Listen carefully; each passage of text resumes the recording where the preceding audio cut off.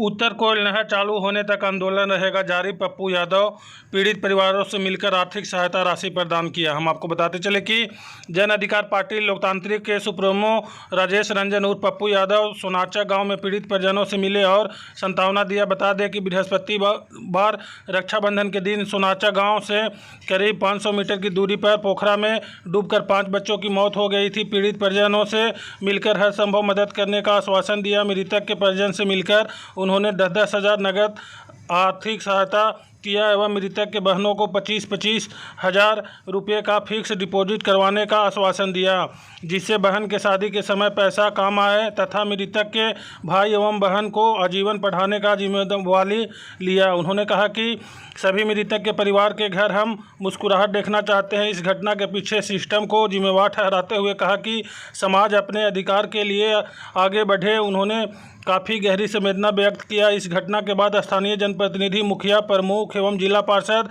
भूमिका का सराहना किया तथा कहा कि इन्होंने संघर्ष कर तुरंत चेक दिलवाने का काम प्रशासन से किया है। सोनाचक से लौटने के क्रम में कासमा बस स्टैंड में किसान मजदूर मोर्चा मंच संघ के द्वारा भव्य स्वागत किया गया। जाप सुप्रीमो पप्पू यादव ने बताया कि क्षेत्र में लगातार पानी की समस्या बनी हुई है। सरकार एवं जनप्रतिनिधियों की उदासीनता है कि उत्तर कोयल परियोजना पूर्ण न हो पाया है। कदबन परियोजना, उत्तर कोयल नहर चालू होने एवं डालमिया नगर में रेल फैक्ट्री चालू होने तक मेरा आंदोलन जारी रहेगा। मगध को पानी का आज़ादी मिलना चाहिए।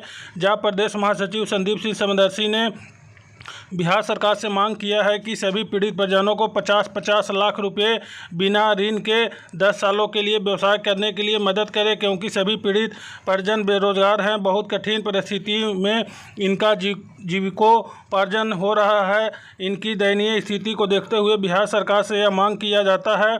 इससे पूर्व रफीगंज के चरवाहा विद्यालय के समीप जाप प्रदेश महासचिव संदीप सिंह समदर्शी की अध्यक्षता में स्वागत समारोह का आयोजन किया गया, जिसमें समर्थकों के साथ समदर्शी ने पप्पू यादव को फूल माला देकर स्वागत किया। इस मौके पर प्रखंड अध्यक्ष अरविंद भगत, पैक्स अध्यक्ष चुनू यादव, बलिंदर यादव, सुरेंद्र यादव, प्रखंड सचिव अनिल यादव, चिकित्सा प्रकोष्ठ प्रखंड अध्यक्ष डॉक्टर रणविजय यादव, डॉक्टर धर्मेंद्र कुमार, किसान मोर्चा जिला अध्यक्ष दिलीप कुमार, प्रखंड अध्यक्ष किसान प्रकोष्ठ संजय यादव, कृष्णा यादव, लक्ष्मण यादव, कुंदन यादव, शिवनंदन यादव, राज बहादुर, छात्र अध्यक्ष गुड्डू यादव, रोशन यादव, सिकंदर यादव, मिथिलेश कुमार, सुनील कुमार पाल, सुभाष कुमार राय, मुन्ना यादव, संजय यादव, नागेंद्र गुप्ता, डॉक्टर नंदन यादव, संजय सिंह, पूर्व मुखिया लालमुनि पासवान, उमेश यादव सहित अन्य लोग मौजूद रहे।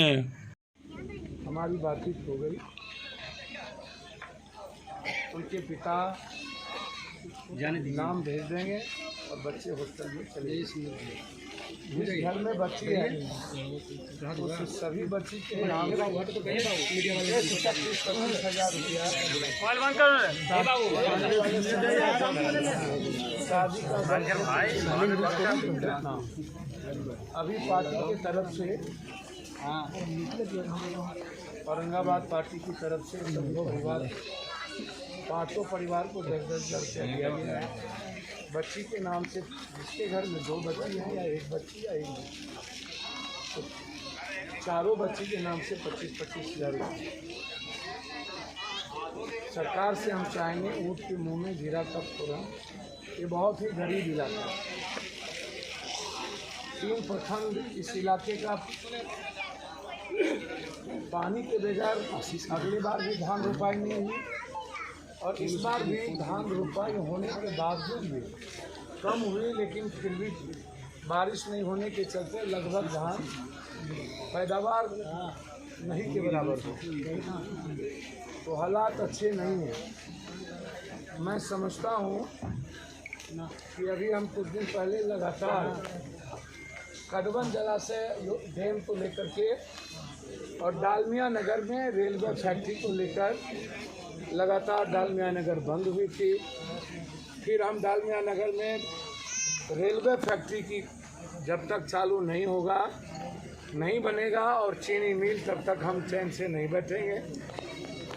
कदबन जलाशय योजना की लड़ाई जो हमारी बहुत पुरानी थी और इस इलाके में जब हम मदनपुर और इस इलाके में पदयात्रा अम्बा से गया तक हम गए थे उत्तर कोयल नहर को लेकर, आज तक क्या कारण है कि कोई भी सरकार हमारे इलाके में यह दिलचस्पी नहीं दिखा पाती, जबकि जीवन मरण का सवाल है हमारे इलाके का पानी। ये नहर तक कोई परियोजना जो है, ना जाने कितने लोग इस पर एमएलए, एमपी, मंत्री, संतरी, मुख्यमंत्री सब बन गए। इस इलाके का जो मुख्यमंत्री आते हैं हाई डैम की बात करते हैं, लेकिन वो भी नहीं हो पाता है। तो सिर्फ एक ही प्राकृतिक आपदा नहीं है। गया में मैं जब आता हूँ तो चारों तरफ से त्रासदी नजर आती है। इतनी बड़ी बौद्ध धर्म के बाद हम इतने गरीब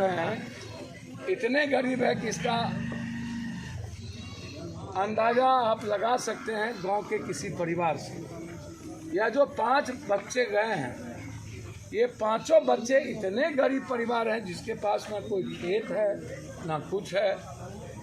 हम धन्यवाद देंगे यहाँ के सभी सम्मानित नेताओं को, खास तौर पर नेताओं का मतलब एमएलए, एमपी को नहीं, मंत्री को नहीं, जो जनप्रतिनिधि, मुखिया हैं, ब्लॉक प्रमुख हैं, समिति, जो निचले तबके के हैं, जिन्होंने पुरजोर पोस्टमार्टम के बाद विरोध करके चेक लिया, जबकि वर्तमान में चेक मिलना बहुत मुश्किल है आपदा का। ये धन्यवाद के पात्र हैं। हम सिर्फ इस परिवार के साथ दुख के घड़ी में पिता के रूप में हम खड़े होने के लिए हम यहाँ आए थे। मेरी पूरी जिम्मेदारी इस परिवार को हर तरह के आर्थिक चीज़ों से निकालकर इसकी मुस्कुराहट देखना मेरे लिए सबसे बड़ा लक्ष्य है। मैं आपको एक वादा करता हूँ और आप इस पर भरोसा करिएगा। आपको पता है कि पप्पू यादव यदि बोल दे तो फिर भगवान भी उसको काटना मुश्किल है। मैं आपको पहले भी कहा था, 3 दिन पहले डालमिया नगर में कदवन जलाशय योजना, और डालमिया नगर जिसका सोनिया जी और लालू यादव दोनों मिलके इन्होंने शिलान्यास किया था। रेलवे विभाग को ज़मीन मिल गई और आज तक नहीं बन पाया रेल फैक्ट्री।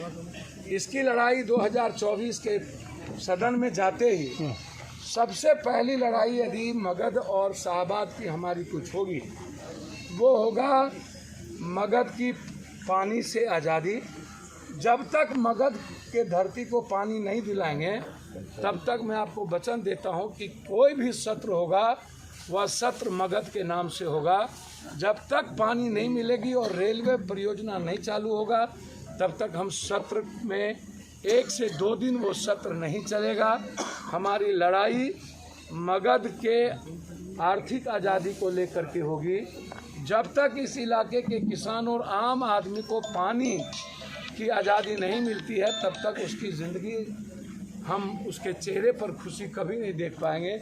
इसलिए ये लड़ाई मैं आपको वचन देता हूँ। 8 महीने के बाद फिर जब मैं दोबारा आऊँगा, वैसे तो मर्डर में अभी कई घटना में मैं आया, जब भी कोई घटना घटित होती है तो आना पड़ता है, लेकिन राजनीतिक और सामाजिक दृष्टि से पानी के सवाल की आज़ादी को लेकर के ही, चाहे उसके लिए जितनी कुर्बानी जरूरत होगी, तो एक भी रेलवे, चाहे जो कर्म करना पड़े, डेयरी ऑनसोन से लेकर के कुटुंबा जो रेल जाती है, जब तक मगध और शाहबाद को हम इन 2-3 चीज़ों से आज़ादी नहीं देंगे, तब तक भारत सरकार से हमारी आर पार की लड़ाई जारी होगी। पुनः एक बार मैं इस दुख के घड़ी में पूरे गांव के लोगों के प्रति संवेदना प्रकट करता हूं, और वो 5 परिवार मेरे लिए मेरा परिवार है।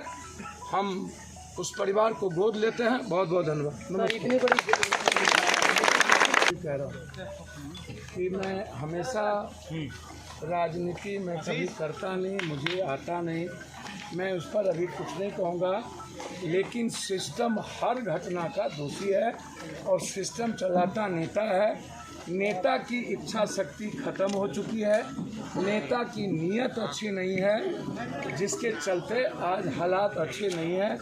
नेता के भीतर इच्छा शक्ति होगी और नीयत अच्छा होगा तो कब के हम गरीबी और गरीब शब्द, मैं बार बार कहता हूँ, यह जो गरीबी और गरीब शब्द है, यह सिस्टम और नेता का नाजायज़ औलाद है।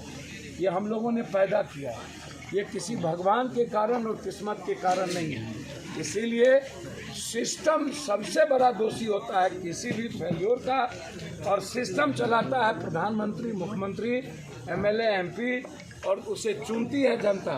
समाज अपने अधिकार और विकास के लिए कभी नहीं लड़ता। समाज हमेशा जाति, हिंदू, मुसलमान और जाति पाति पे लड़ता है। समाज कम दोषी नहीं है, लेकिन चूँकि समाज को हम लोगों ने लड़ने और जीने के अधिकार से वंचित किया है, इसीलिए सिस्टम और नेता इसके जिम्मेदार हैं। धन्यवाद। 24 चुनाव का तैयारी क्या सर, अभी 2024 का जो चुनाव है ना, ये देश के संविधान, लोकतंत्र और हिस्ट्री को बचाने के लिए देश गृह युद्ध की ओर जा रहा है। देश कंप्लीट क्षेत्र, भाषा और सामाजिक सौहार्द खत्म होता जा रहा है। नफरत के खिलाफ है लड़ाई। ये जो लड़ाई है कंप्लीट रूप से आप उस विचारधारा की लड़ाई है जो गांधी की विचारधारा के खिलाफ लोग हैं। हम उस विचारधारा के लिए इस लड़ाई को लड़ना चाहते हैं। हम चाहते हैं कि यह लड़ाई विकास पर, महंगाई के खिलाफ, रोजगार पर, नफरत के खिलाफ, महिलाओं की सुरक्षा पर, जो पप्पू यादव की लड़ाई है। मैंने पहले कहा कि हर कीमत पर पानी मगध की आज़ादी का पहला मुद्दा है। पानी के बगैर मगध के इतिहास का कोई औचित्य नहीं, आप इसको समझिए। उसी तरह शाहबाद में कदमन जलाशय योजना और डालमिया नगर में शिलान्यास किए हुए रेलवे फैक्ट्री की स्थापना और वहाँ के चीनी मिल को चालू करना, यह हमारे जीवन की प्राथमिकता हो। ऐतिहासिक धरती है डालमिया नगर, ऐतिहासिक धरती है दुनिया के लिए मगध, जहाँ हम बुद्ध, महावीर, दुनिया के कई सारे वर्ल्ड को अपनी ओर जीवन जीने के लिए लाते हैं, और वही धरती जीवन ना जी सके।